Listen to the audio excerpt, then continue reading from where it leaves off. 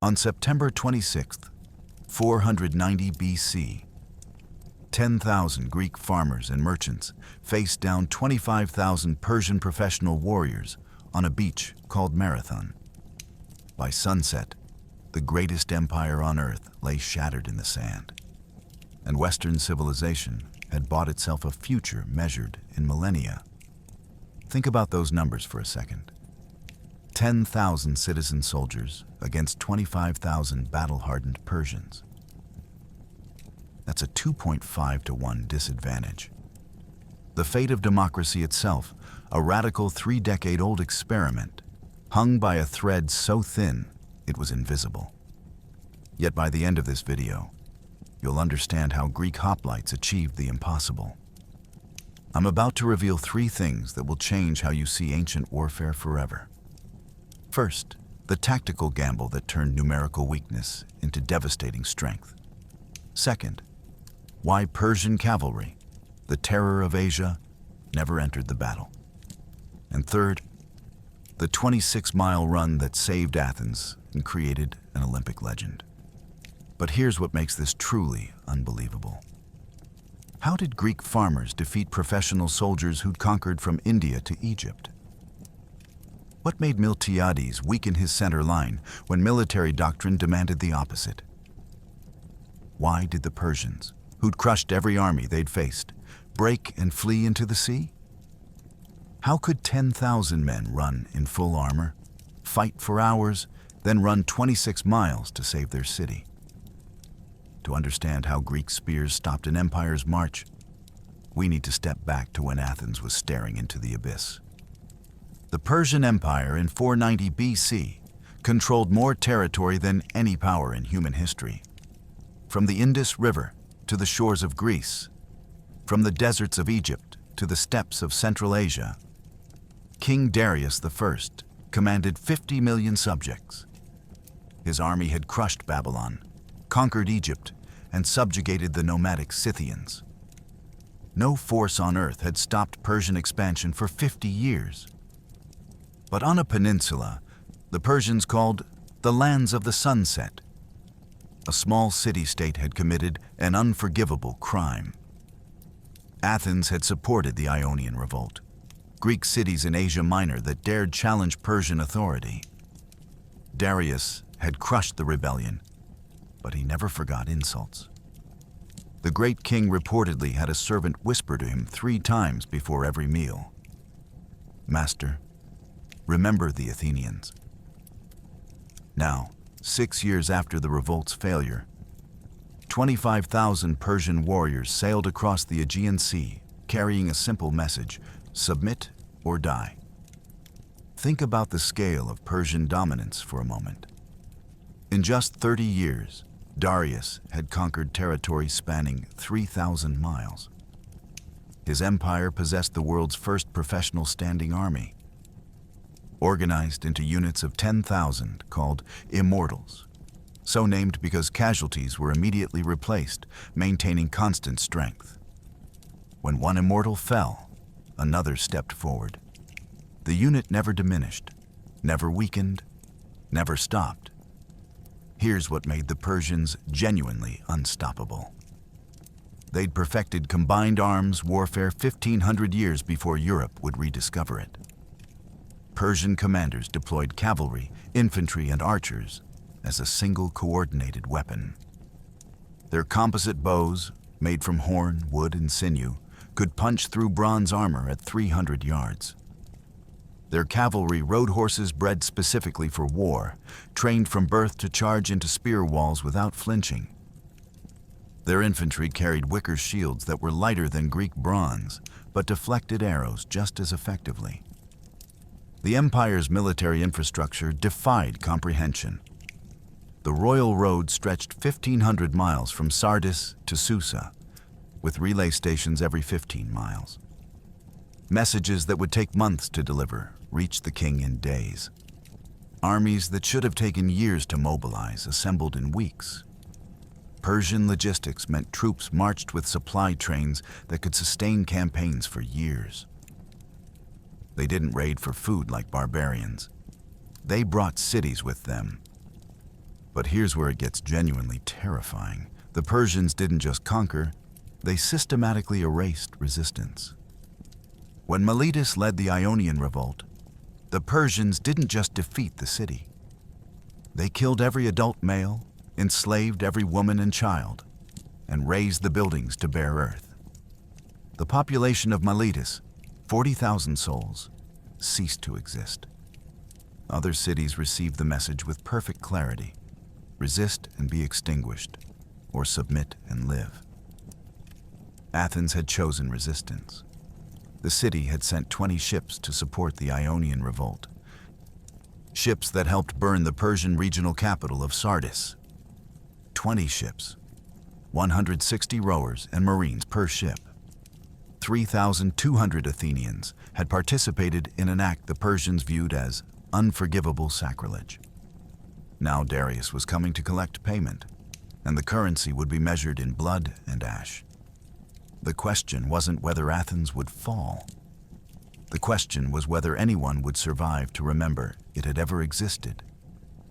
Athens in 490 BC was barely 30 years into the most dangerous political experiment in human history: democracy. While every other civilization on earth operated under kings, tyrants, or priests, Athens allowed common citizens to vote on laws, elect leaders, and speak freely in the assembly. The concept was revolutionary and, to most, insane. How could farmers and merchants possibly govern themselves? The Persian Empire viewed democracy as chaos that needed correction. But here's what made Athens genuinely terrifying to traditional powers. Free men fought differently than subjects. A slave army fought because they had no choice. An aristocratic force fought for glory and land. But 10,000 Athenians would fight for something no Persian could understand. They'd fight for the right to govern themselves. That intangible advantage would prove deadlier than any weapon. The numbers revealed democracy's radical nature. Out of roughly 40,000 adult male citizens, 30,000 possessed full voting rights in the assembly. Any citizen could speak, propose laws, or challenge decisions. The assembly met 40 times per year on the Phalanx Hill, where men debated everything from war declarations to theater funding. Generals were elected annually and could be prosecuted if they failed. Kings ruled for life. Athenian generals served one-year terms and faced trial if they lost battles. Here's what the chronicles don't tell you about Athenian military structure. Every hoplite owned his own armor, purchased with his own money. The bronze panoply cost roughly 100 drachmas, equivalent to 3 months' wages for a skilled craftsman. Think about what that meant. Only men wealthy enough to afford armor could fight. They weren't professional soldiers hoping for plunder. They were property owners defending their investments, their families, their votes. When an Athenian hoplite locked shields with his neighbor, he stood beside the man who'd argued against him in the assembly last week. This created a psychological weapon Persian commanders couldn't comprehend. Darius's army fought because officers commanded them. If Persian officers fell, formations dissolved. But Athenian tribal units operated through consensus. Kill an Athenian general, and the tribe elected a new one on the spot. The phalanx was democracy made flesh. Individual citizens choosing collectively to maintain formation even when survival instincts screamed to flee. But here's where Athenian vulnerability became existential. Democracy required the city itself. Without Athens, there was no assembly, no votes, no freedom. Spartans could retreat to their mountains and remain Spartans. Persians could lose battles and remain an empire. But if Athens fell, democracy died with it. The political experiment would be remembered as a brief aberration, a cautionary tale about the chaos that emerges when common men presume to govern themselves. The Athenian assembly had voted for war 6 years earlier, when they sent those 20 ships to support Ionian freedom. Now, every citizen who'd raised his hand in that vote faced the consequences. Democracy meant collective responsibility. Every farmer who'd voted yes knew that Persian retribution wasn't aimed at generals or politicians. It was aimed at him, his family, his farm, his vote. 30,000 Athenian citizens had participated in the decision to defy Persia. 25,000 Persian warriors were coming to collect payment. The radical experiment was about to face its first genuine existential test, and the empire watching had 50 million reasons to believe democracy would fail. Datis the Mede commanded the Persian expedition, and his reputation preceded him like a plague. This wasn't some court politician playing general. Datis had spent 20 years pacifying the eastern provinces, crushing rebellions from the Hindu Kush to the Arabian desert.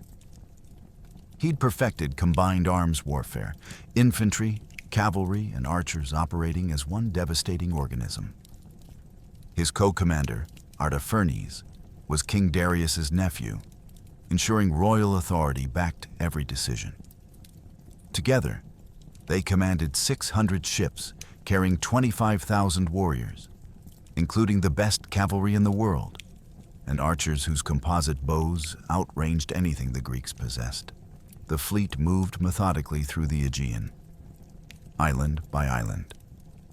Each city faced the same choice: submit immediately or face annihilation.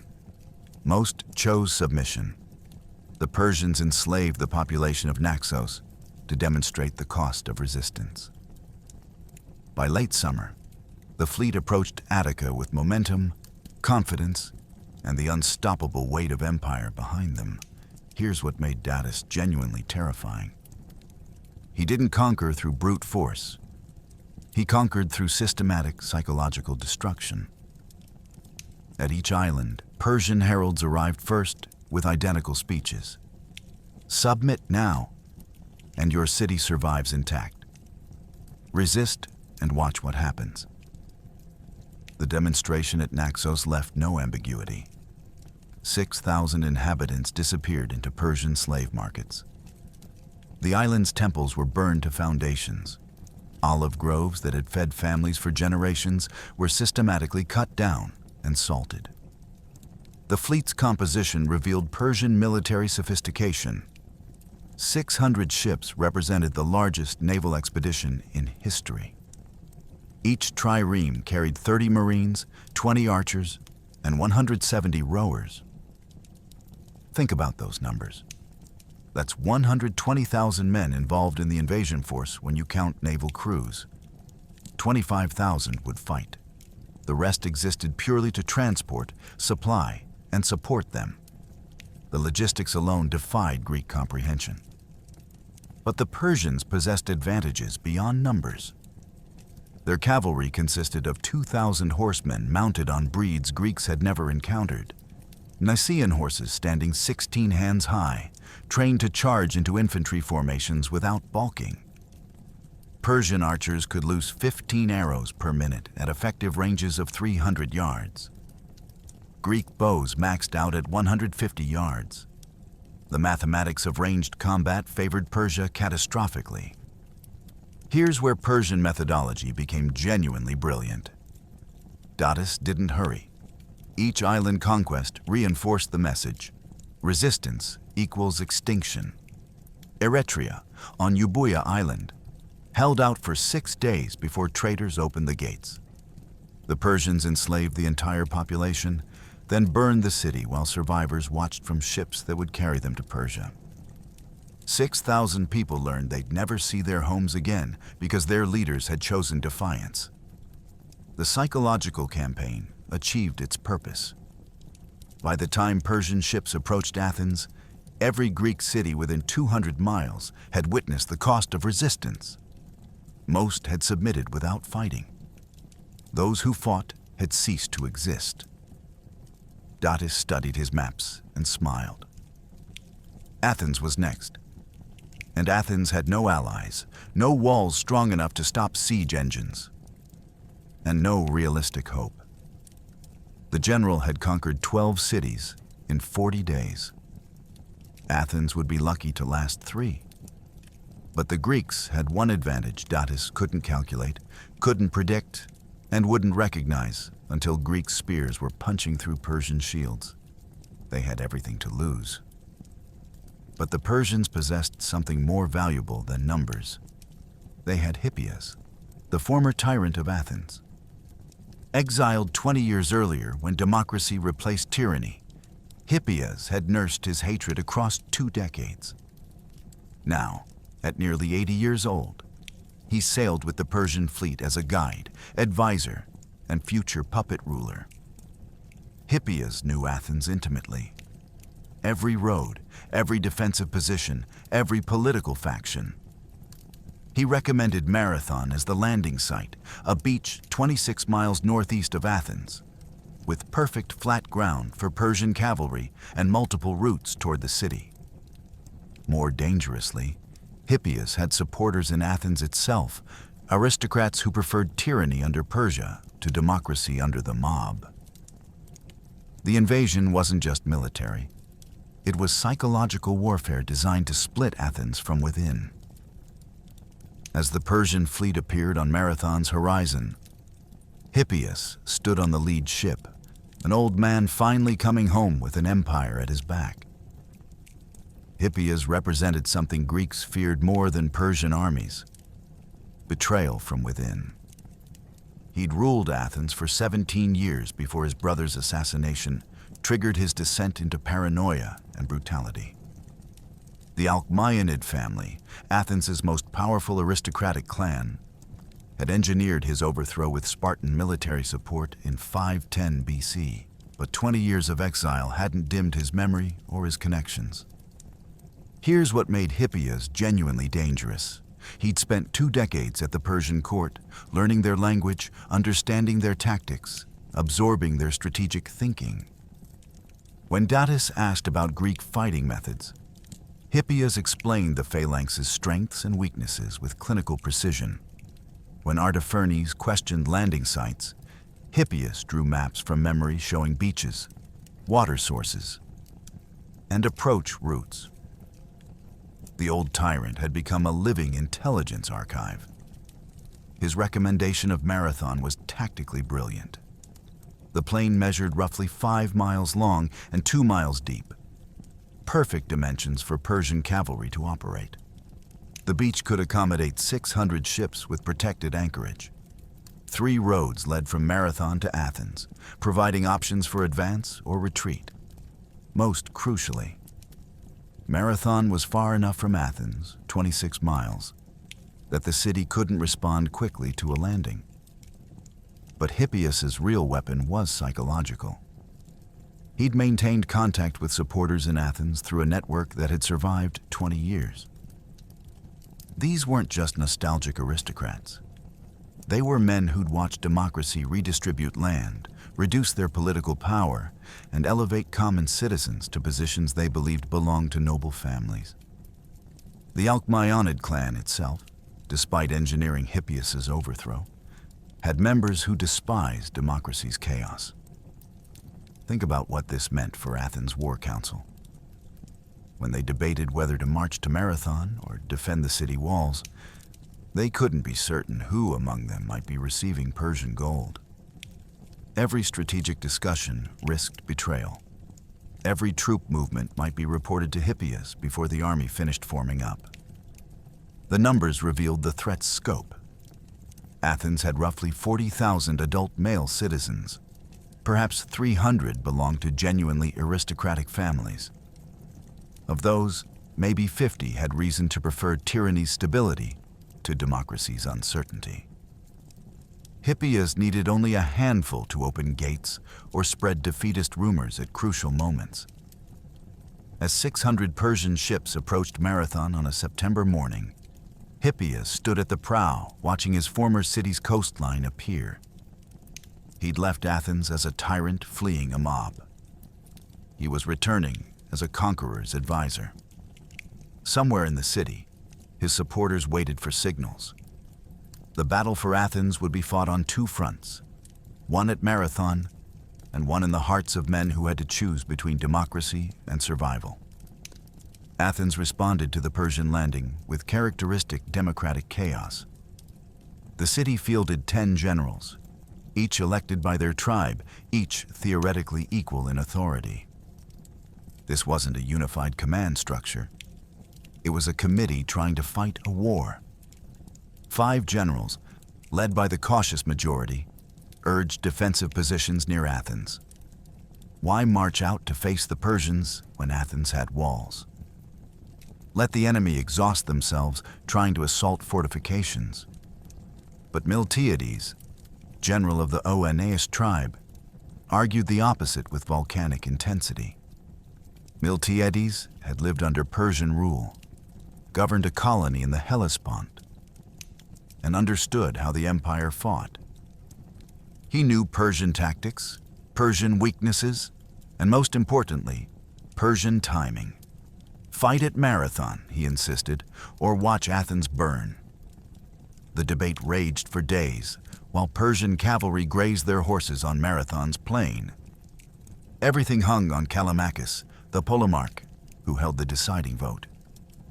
This wasn't 10 professional generals debating tactics.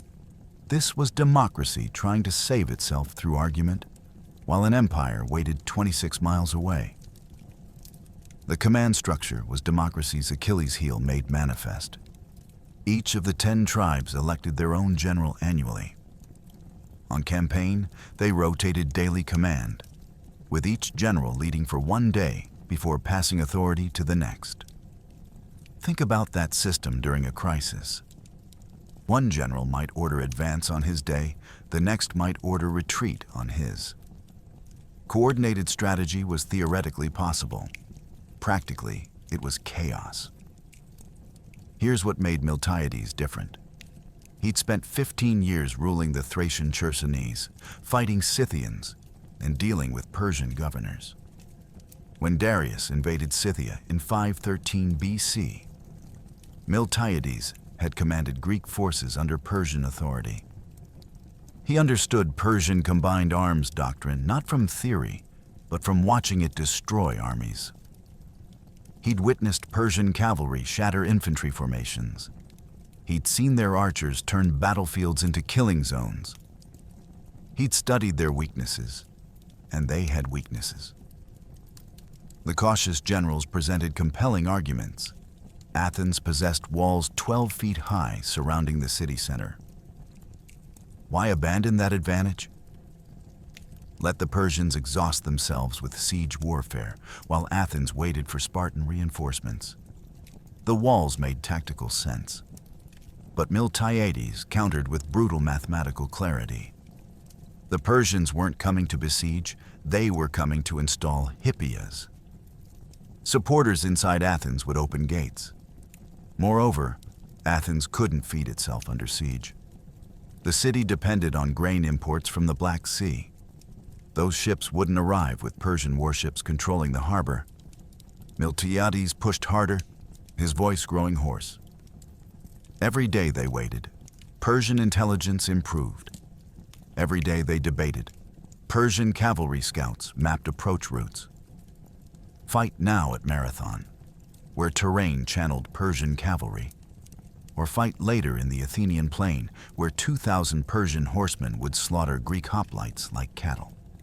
5 generals sided with caution. 4 sided with Miltiades. The vote deadlocked 5-4, and in Athenian military law, ties defaulted to defensive action. Democracy had just voted for its own annihilation.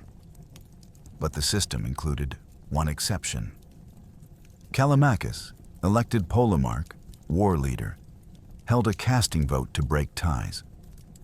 He was a respected veteran, age 58, who'd fought in tribal wars and skirmishes, but never commanded in pitched battle. The fate of Western civilization now rested on one man's judgment. Miltiades met with Callimachus privately. What he said in that tent would determine whether democracy survived or died. The polemarch emerged 3 hours later and called the war council together. His decision would send 10,000 men to Marathon, or doom them to watch Athens burn from behind its useless walls. Marathon itself was a killing field designed by the gods. The plain stretched roughly 5 miles long and 2 miles deep, bounded by mountains on 3 sides and the sea on the 4th. A marsh divided the battlefield, channeling armies into predictable corridors. Hills offered observation points where Persian scouts could watch Greek movements. The beach provided perfect landing for 600 ships. From a Persian perspective, Marathon was ideal.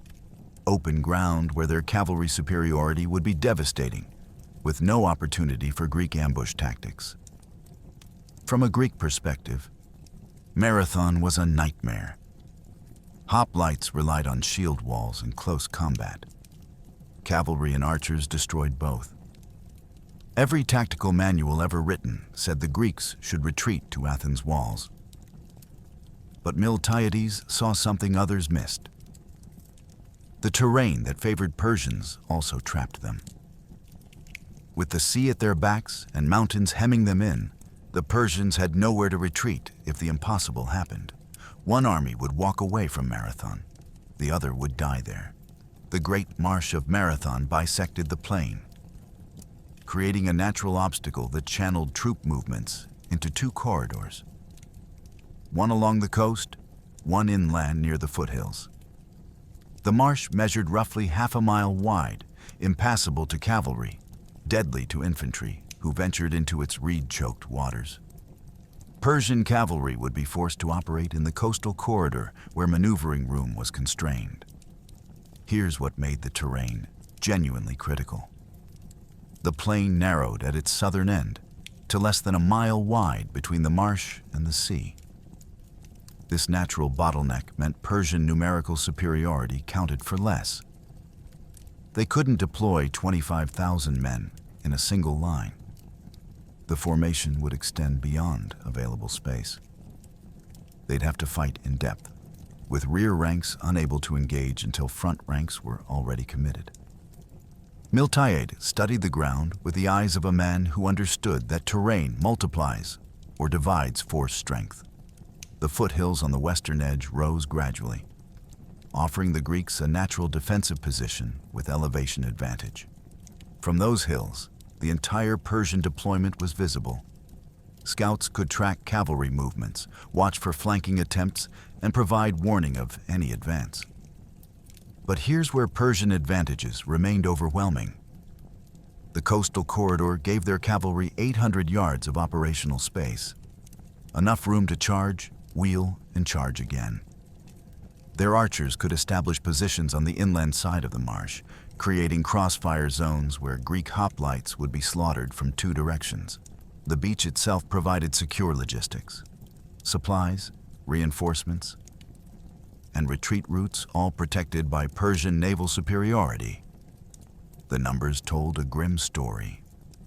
To defend the entire plain, Greeks would need to spread 10,000 men across a mile-wide front. That meant ranks only 10 men deep instead of the standard 16. Any Persian breakthrough would shatter the entire formation. But concentrating forces meant leaving gaps where Persian cavalry could penetrate and attack from behind. Miltiades walked the terrain for hours, studying sight lines and measuring distances by eye. Every tactical advantage the Persians possessed was visible. The open ground, the cavalry space, the protected beach. But the old general kept returning to that southern bottleneck where the plain narrowed. If the Greeks could force battle there, if they could somehow negate Persian cavalry, if they could close to spear range before arrows destroyed them, then the trap would spring both ways. The Persians had chosen Marathon because it offered them every advantage. What they hadn't considered was that those same mountains and marshes could become a cage. The question was whether 10,000 Greek farmers could survive long enough to close it. The Athenian army that marched to Marathon bore little resemblance to professional soldiers. These were citizens, potters, farmers, merchants, blacksmiths, who owned enough property to buy their own armor. The hoplite phalanx was democracy made manifest in bronze and wood. Each man carried an 8-foot spear and a round shield called a hoplon that weighed 15 pounds. Their armor, the panoply, included bronze breastplate, greaves, and helmet. Roughly 70 pounds of metal worn in Mediterranean heat. They trained together in their tribes, drilling formations in the agora between market days. 10,000 men formed up by tribal contingents, each general leading his own citizens. These weren't career soldiers hoping for plunder. They were property owners protecting their land, fathers defending their families, free men who'd voted in the assembly that morning and might die by sunset. That fundamental difference, fighting for what they owned rather than what they could take, created a cohesion no amount of Persian training could match. The age distribution revealed the desperation. Boys as young as 18 marched alongside grandfathers in their 60s. Aeschylus, the playwright who would later write The Persians, stood in the phalanx at age 35 with his brother Cynaegirus. Aristides the Just, future architect of the Delian League, commanded the Leontes tribe. These weren't anonymous soldiers. They were neighbors, assembly members, men who'd argue about politics over wine the previous week. Here's what made the hoplite phalanx genuinely revolutionary. Unlike other infantry formations that relied on individual combat, the phalanx operated as a single organism. Men stood shoulder to shoulder, shields overlapping to create a bronze wall. The front rank thrust spears, while rear ranks pushed forward, creating momentum through collective mass. Breaking formation meant death. Maintaining it meant survival. Every man's shield protected the warrior on his left. Trust wasn't abstract.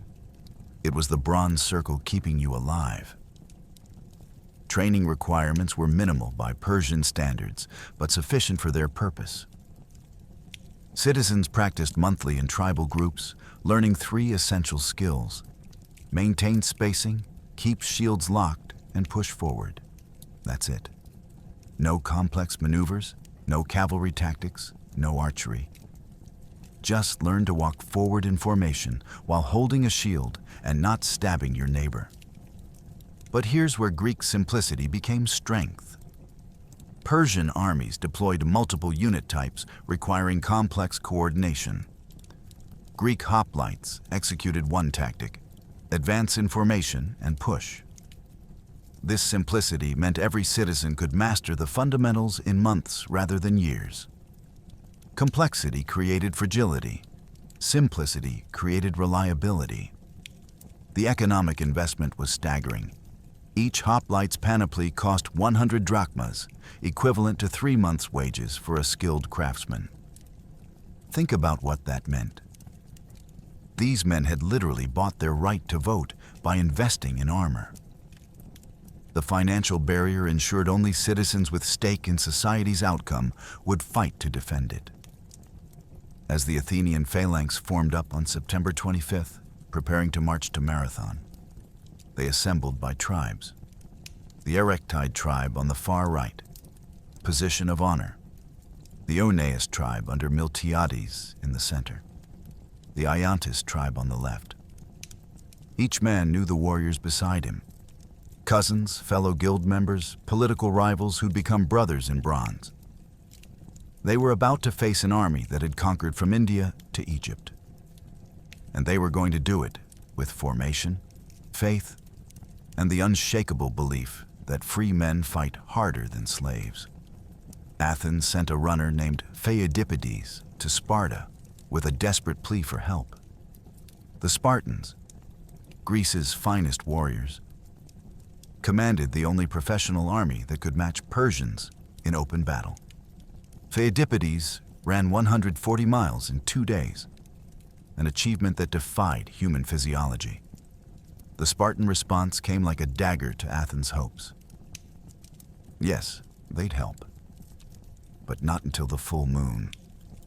Religious law prevented Spartan armies from marching during certain festivals. The full moon was 6 days away. 6 days after the Persians landed. 6 days too late to save Athens from annihilation. The Spartan refusal revealed the fundamental weakness of Greek city-states.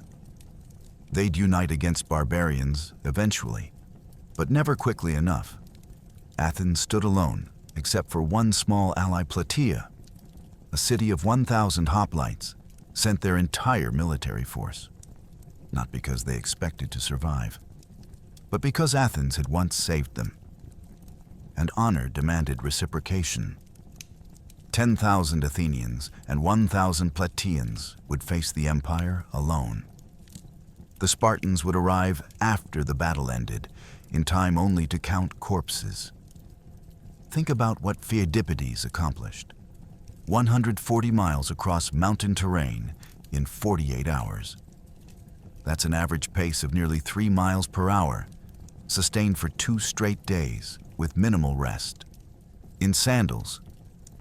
Across the Parthenon range, where summer temperatures exceeded 90 degrees, modern ultramarathon runners consider 50 miles in 24 hours an extreme achievement. Pheidippides nearly tripled that distance and carried Athens' survival in his message. The Spartan excuse was technically legitimate, but strategically catastrophic. The Carneia festival, honoring Apollo, prohibited military campaigns for 9 days surrounding the full moon. Spartan law was absolute on this point. Break it and risk divine punishment. They delayed before at Thermopylae's planning stages and during previous Persian threats. Religious observance trumped political necessity, always. But here's what made the refusal genuinely devastating. Sparta could field 8,000 hoplites, the perioikoi communities another 5,000. 13,000 professional warriors trained from age 7 for nothing but warfare. These weren't citizen soldiers who drilled monthly. These were men who ate, slept, and breathed combat. A Spartan phalanx had never been broken in living memory. Their presence would have shifted the tactical equation completely. Instead, Athens received a commitment of future help. After the full moon, after the Persians had already won or lost, after Athens existed or didn't. Plataea's response was the opposite. When Athenian messengers reached their city, the Plataean assembly voted unanimously. Send everyone. Their entire military force consisted of 1,000 hoplites. They sent all 1,000. This wasn't symbolic support. This was a city-state gambling its entire defensive capability on Athens' survival. The Plataean motivation was simple mathematics of honor. 20 years earlier, Thebes had threatened to destroy Plataea. Athens intervened, defeated Thebes, and guaranteed Plataean independence. Now Plataea repaid the debt, knowing it would likely cost them everything. The combined force totaled 11,000 hoplites. Against 25,000 Persian warriors, plus 2,000 cavalry, plus 8,000 archers. The mathematics were brutal. 2.3 to 1 disadvantage before counting cavalry and archery superiority.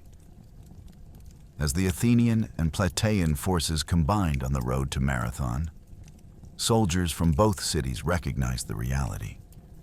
They were marching to their probable deaths alone because Sparta preferred religious observance to Greek survival.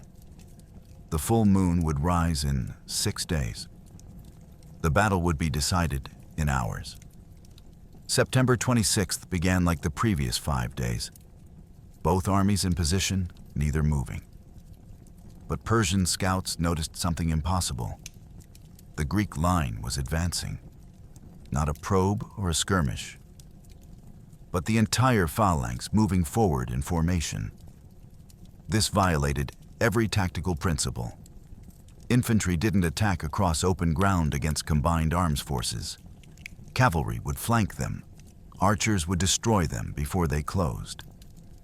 Yet the Greeks came on, their bronze armor catching the rising sun, their spears a forest of iron points. Then Persian cavalry officers realized something that turned confidence into ice. The horses were gone. Datis had loaded his cavalry onto ships the previous night, intending to sail directly to Athens while the Greek army was pinned at Marathon. But Ionian Greeks serving in the Persian fleet, men who remembered when Athens had supported their freedom, had sent word to Miltiades. The cavalry was gone. For perhaps 4 hours, until the ships returned, the Persian army was pure infantry.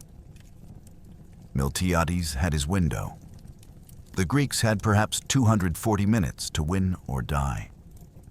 The intelligence breakthrough came sometime before dawn. An Ionian Greek, possibly a rower or minor officer, slipped away from the Persian camp and reached Greek lines with information that changed everything. The cavalry, 2,000 horsemen who'd been the Greeks' nightmare scenario, were being loaded onto transport ships. Datis planned a devastating pincer movement. His infantry would pin the Greeks at Marathon while his cavalry sailed directly to Athens, landing near Phaleron Bay, where flat ground offered perfect conditions for mounted warfare.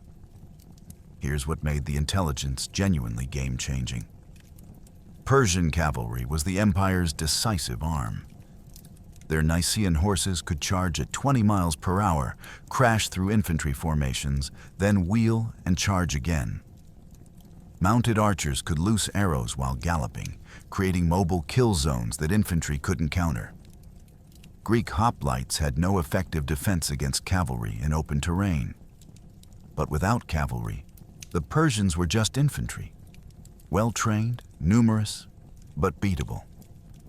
Miltiades called his fellow generals together in the pre-dawn darkness. His calculation was brutal and simple.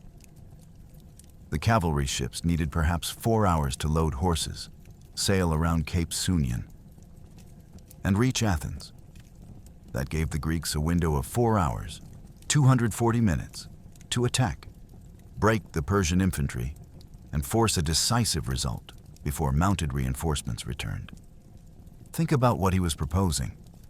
Attack immediately across open ground, charge into arrow range against an army that outnumbered them 2-1, and achieve total victory before lunchtime.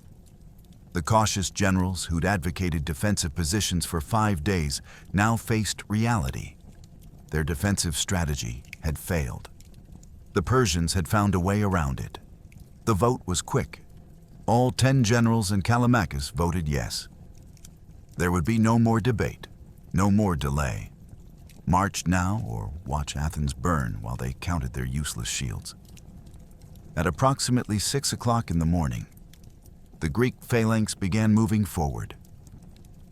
11,000 men in bronze armor, descending from the foothills toward the Persian positions on the plain. Each step brought them closer to arrow range. Each minute that passed brought Persian cavalry ships closer to Athens. Datis, receiving reports from panicked scouts, couldn't believe what he was seeing. Greek infantry was attacking, across open ground, without cavalry support. Without even waiting for favorable terrain, it violated every tactical principle Persian commanders had learned in 50 years of conquest. But here's what Datis didn't understand about desperate men. Sometimes the impossible attack is the only rational choice. The Greeks weren't attacking because they thought they'd win. They were attacking because staying defensive guaranteed they'd lose. The killing was about to begin, and both armies had 4 hours to decide the fate of Western civilization. At approximately 800 yards from the Persian line, something happened that shocked both armies. The Greeks accelerated, not to a quick march, but to a full run.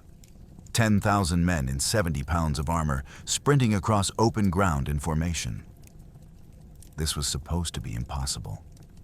Heavy infantry doesn't run. They'd arrive exhausted, broken, easy prey for disciplined defenders. But Miltiades had calculated something brilliant. Persian composite bows were devastating at range, less so at close quarters. Every second spent crossing the killing zone was a second under arrow fire. By running, the Greeks cut their exposure time from 10 minutes to perhaps 90 seconds. The Persians managed perhaps 3 volleys before the Greek line crashed into them like a bronze tsunami. The impact of 10,000 running hoplites smashing into the Persian line created sounds that echoed off the mountains. Bronze on bronze, wood splintering, men screaming in a dozen languages. The initial collision killed hundreds in seconds. Greek momentum carried them 5 yards into the Persian formation before physics reasserted control. Think about the physical impossibility of what they'd just accomplished. 800 yards in full armor, maintaining formation, arriving with enough energy to fight. Modern infantry runs 800 yards in 4 minutes without armor.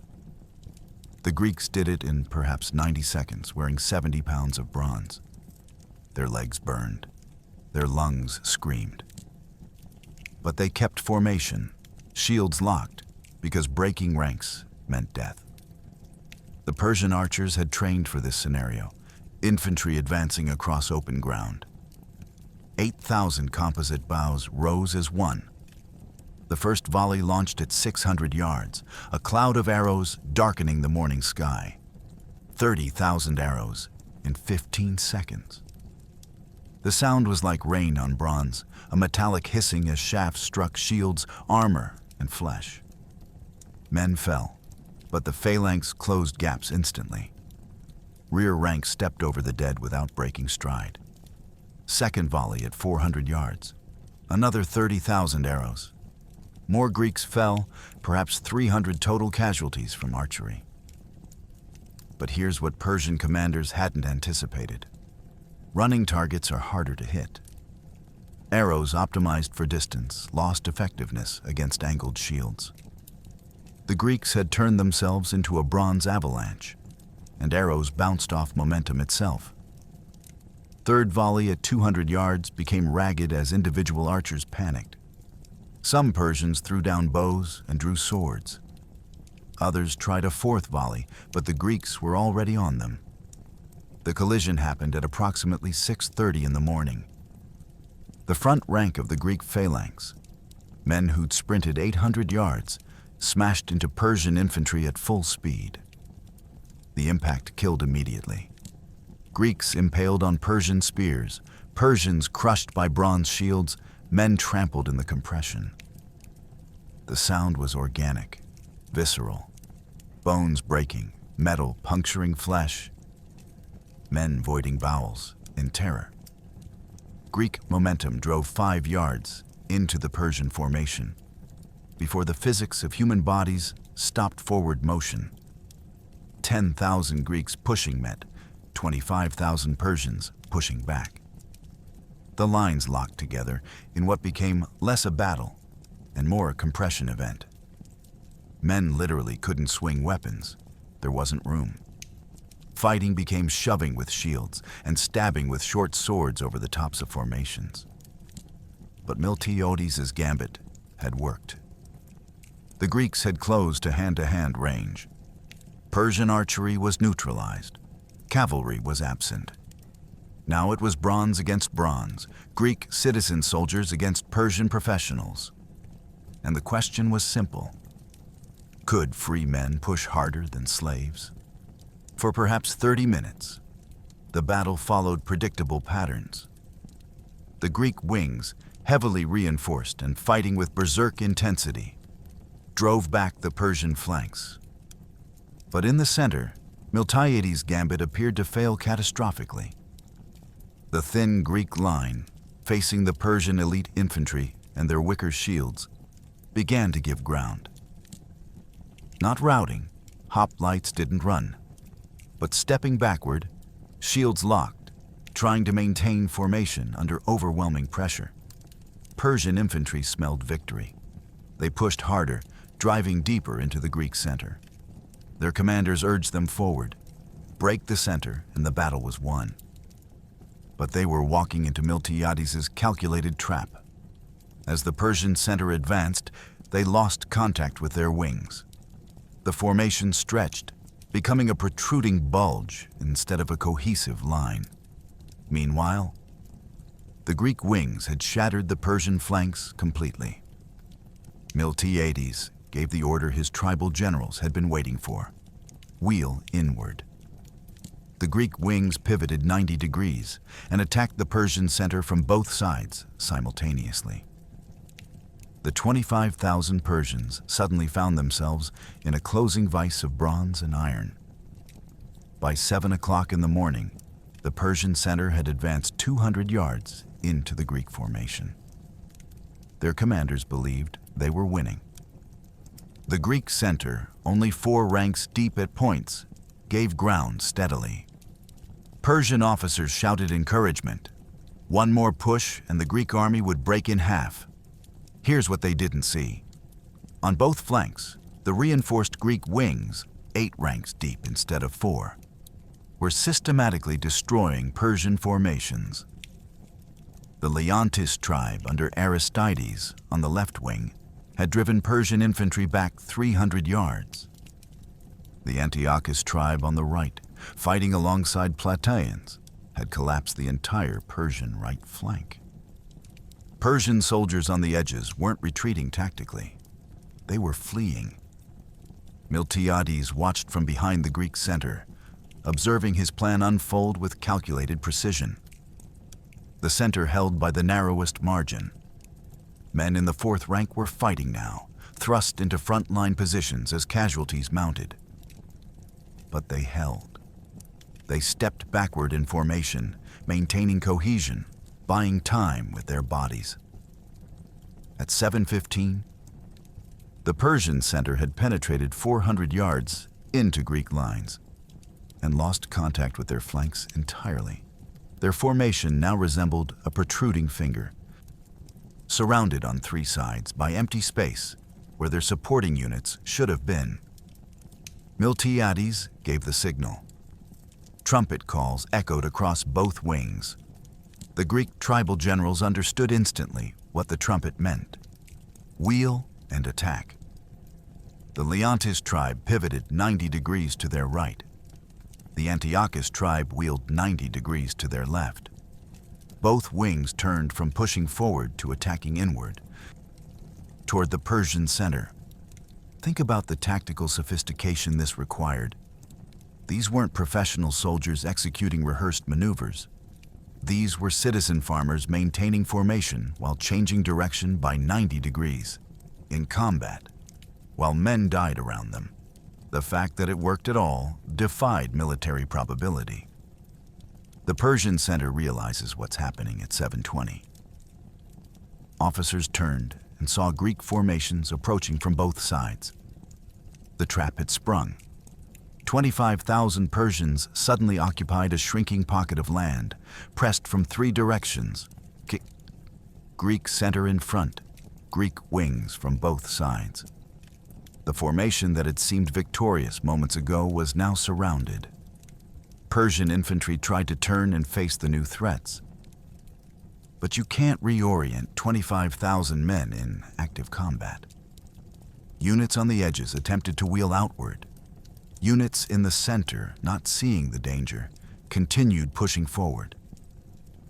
The result was chaos. Men receiving contradictory orders, formations colliding with each other, cohesion dissolving. By 7:30, the encirclement was complete. The Persians had walked into Cannae 270 years before Hannibal would make it famous. What happened next became the stuff of nightmares for Persian commanders. Caught between the Greek center in front and the reinforced wings closing from both sides, the Persian infantry tried to retreat. But 10,000 men can't reverse course while fighting. The orderly Persian lines dissolved into chaos. Men at the back, not seeing the battle, pushed forward. Men at the front, fighting for their lives, tried to push back. The result was a compression of humanity where movement became impossible. Greek spears found targets with every thrust. The slaughter was mechanical, not brave warriors in single combat, but industrial killing where pressing forward meant stabbing whoever stood in front of you. Persian officers tried rallying their men, but couldn't make themselves heard over the screaming. Some units fought to annihilation, dying in place rather than breaking.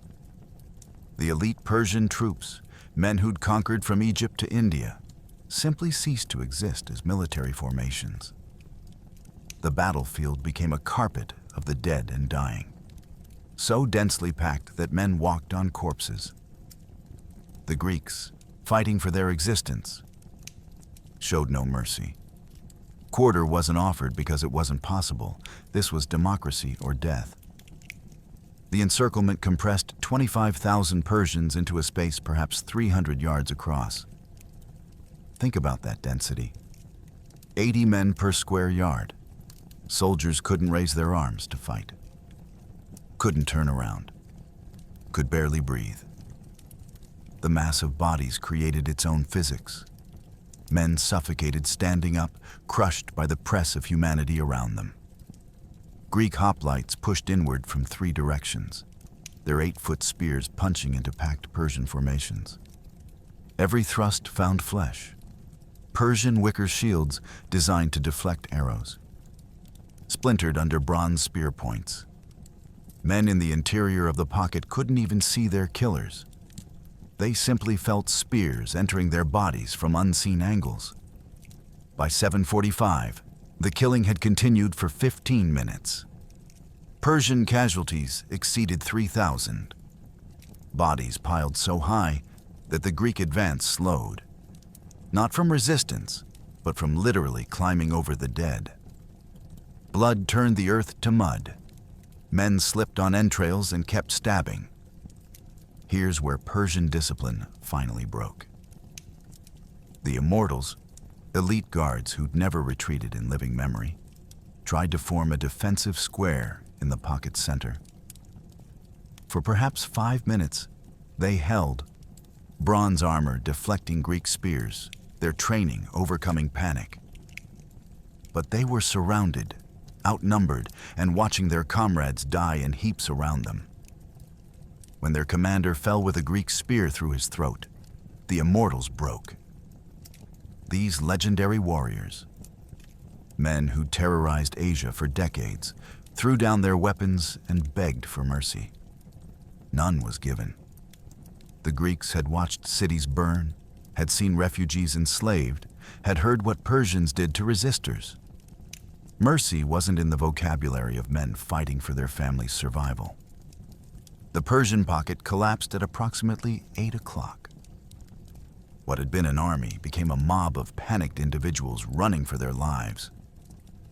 The only direction open was southeast, toward the beach where Persian ships waited, toward the sea that suddenly represented the only possible salvation. The slaughter shifted from encirclement to pursuit. 6,400 Persians were already dead. 15,000 more were about to learn that running from hoplites was just as fatal as fighting them. The Persian collapse was absolute. 25,000 warriors became a panicked mob fleeing toward the beach where their ships waited. But the 9 miles from the battlefield to the shore became a gauntlet of death. Greek hoplites, who trained since childhood to fight in formation, pursued with systematic brutality. Persian soldiers threw away armor, weapons, anything that slowed escape. The shore became a final killing ground. Persians wading into the surf, trying to reach ships being hastily launched, were cut down in the waves. The water turned red for 100 yards from shore. Greek soldiers pursued into the sea itself, armor and all, grabbing Persian ships and trying to drag them back to land. Callimachus, the polemarch who'd cast the deciding vote for battle, died here clutching a Persian ship's stern ornament, his body pierced by so many arrows he remained upright after death. 7 Persian ships were captured. The rest escaped, carrying perhaps 15,000 survivors. But 6,400 Persians lay dead on Marathon's beach. The unstoppable empire had been stopped by Greek farmers. The pursuit began at 8:15 in the morning. Greek tribal units, maintaining remarkable cohesion despite the chaotic battlefield, organized into pursuit columns. They'd been fighting for 90 minutes and had run 800 yards in armor before that. By all logic, they should have been exhausted. Instead, they pursued with the energy of men who understood victory was incomplete until the enemy was destroyed. Persian survivors ran southeast across the plain, abandoning the wounded, ignoring officers' attempts to rally. Equipment littered the route: discarded shields, thrown away spears, helmets tossed aside to gain speed. The trail of abandoned Persian gear stretched for miles, a breadcrumb path of panic. Here's what made the pursuit genuinely devastating. Greek hoplites in formation moved faster than fleeing individuals.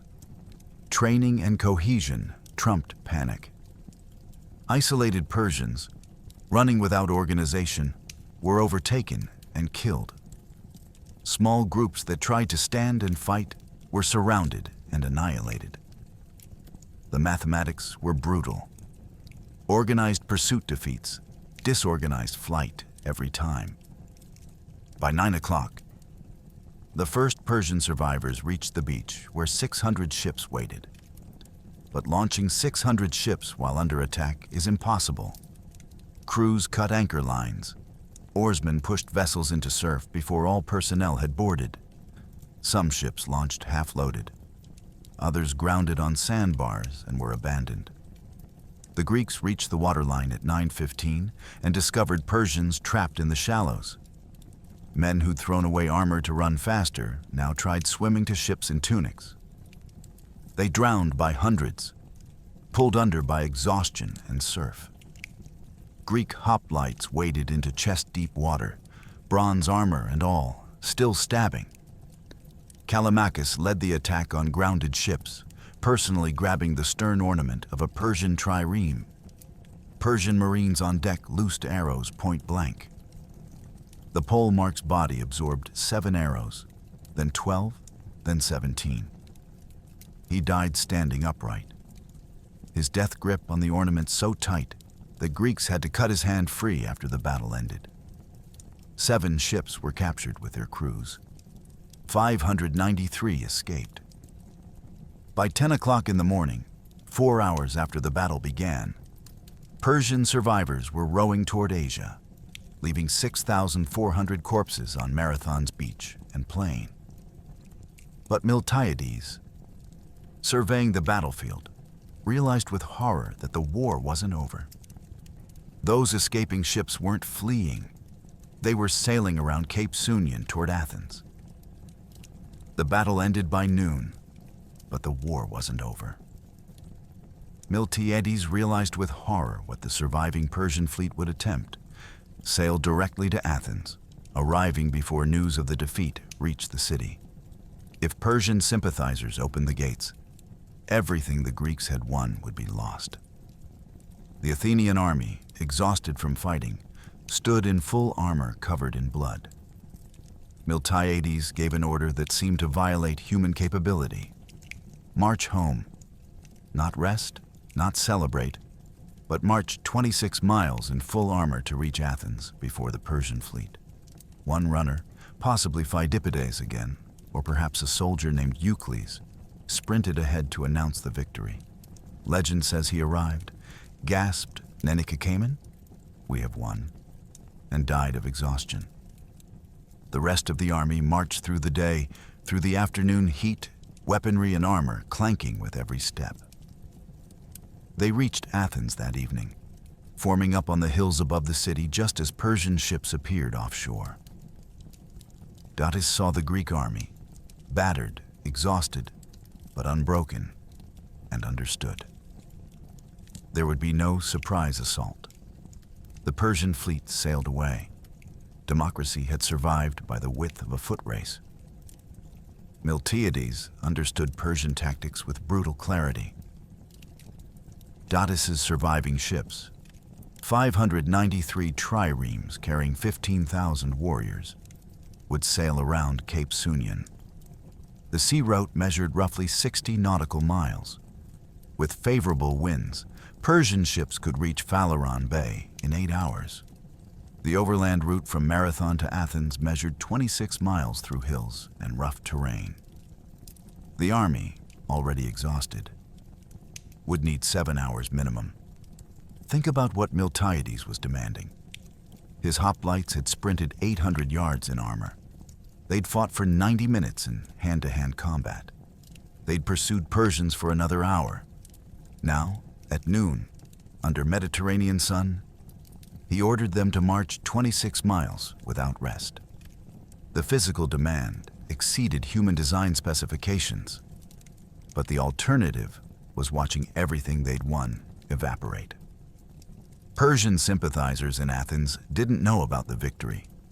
If Persian ships arrived first, those traitors would open the gates, believing the main Greek army was destroyed at Marathon. Athens would fall without a fight. The runner, sources debate whether it was Pheidippides or a hoplite named Eucles, departed at 12:15. He stripped his armor, keeping only a sword, and ran 26 miles in perhaps 3 hours. His legs had already run 800 yards that morning in full armor. His body had nothing left. But he ran anyway, pushing through pain that would kill lesser men. He reached Athens at approximately 3:30 and collapsed in the agora. Quote 4. He gasped, "We are victorious." Then his heart stopped. The greatest military victory in Greek history was announced by a dying man's final breath. The army marched slower. 10,000 men, shields clanking, spears dragging, bronze armor baking in afternoon heat. Men who'd been awake since before dawn, men who'd run and fought and pursued, men whose legs trembled with every step. They marched anyway because Miltiades marched. And abandoning your general wasn't something free citizens did. By 6 o'clock that evening, the Athenian army crested the hills above Phaleron Bay. Below them, Athens spread across the plain. And on the western horizon, 593 Persian ships appeared, their sails catching the setting sun. Datis, standing on his flagship's deck, saw the Greek army arrayed on the heights. The same army he'd believed destroyed. The same hoplites who'd shattered his infantry. Unbroken, unbeaten, positioned between his landing force and Athens. The Persian fleet sailed away without attempting landing. The greatest empire on earth had been defeated twice in one day. Once by Greek spears, once by Greek endurance. The Battle of Marathon cost Athens 192 dead. The Persians lost 6,400. That 3-to-1 kill ratio defied every military projection. But the numbers don't capture what Marathon meant. For the first time, Greek hoplites had defeated Persian infantry in open battle. The empire that couldn't be stopped had been shattered by citizen soldiers fighting for something intangible: freedom. Word spread across Greece like wildfire. Athens, the small city everyone expected to submit, had won. The psychological impact was seismic. When Darius demanded earth and water from Greek cities in tribute, many now refused. The impossible had become imaginable. Marathon proved that free men, fighting for their own futures, multiplied their strength beyond mathematics. The Spartans finally arrived, examined the battlefield, and congratulated Athens with something approaching awe. Persia would return 10 years later under Xerxes with an even larger army. But Marathon had given Greece something precious: the belief that they could win. Western civilization, democracy, philosophy, drama, mathematics, all the gifts Greece would give the world, survived because 10,000 farmers held a beach against an empire. The casualty breakdown revealed the battle's lopsided nature. 192 Athenian dead, 11 Plataean casualties. Against 6,400 Persian corpses. Think about that kill ratio. 33 Persians dead for every Greek. The mathematics defied everything military science predicted about numerical superiority. Among the Greek dead was Callimachus, the polemarch whose vote had broken the deadlock. Cynaegirus, brother of the playwright Aeschylus, died at the water's edge, his hand severed by a Persian axe as he grabbed a ship. The poet would later write the Persians, commemorating the battle, never mentioning his own participation, but immortalizing his brother's death. These weren't anonymous casualties. They were citizens whose families would grieve publicly in Athens' assembly. Here's what the chronicles don't tell you about Marathon's aftermath. The Spartans arrived on September 28th, 2 days after the battle. 2,000 hoplites, the finest warriors in Greece, marched to Marathon expecting to fight. Instead, they found a beach carpeted with Persian dead. Spartan king Cleomenes walked the battlefield in silence, examining the corpses, studying the tactical ground. His only recorded comment, quote 5. That simple acknowledgement from Sparta, a warrior culture that respected nothing, meant everything. Athens had proven itself militarily viable. The little democracy with its citizen soldiers could stand alongside Sparta in any future conflict. The psychological damage to Persia was catastrophic. Darius, receiving news of the defeat, reportedly went into a rage that lasted days. His best general had been defeated by Greek farmers. The army that had conquered 3 continents had been shattered on a beach. He immediately began planning a larger invasion, but died in 486 BC before launching it. His son Xerxes inherited both the throne and the obsession with punishing Greece. But here's what made Marathon genuinely world-changing. If the Persians had won, democracy would have been a 3-decade experiment that failed. Athens would have become another Persian satrapy. The Alcmaeonid family and other aristocrats would have ruled under Persian oversight. The radical idea that common citizens could govern themselves would have died, remembered only as a cautionary tale about chaos. Instead, democracy survived. Athens would go on to create philosophy, drama, mathematics, and political theory. Socrates, Plato, Aristotle, Sophocles, Euripides, none of them would have existed in a Persian-controlled Athens. Western civilization as we know it was saved by 192 men who died so 10,000 could live. Marathon proved that empires, no matter how powerful, could bleed. That free men fighting for their homes multiplied force beyond numbers. That the impossible was just the improbable, waiting for desperate courage to make it real.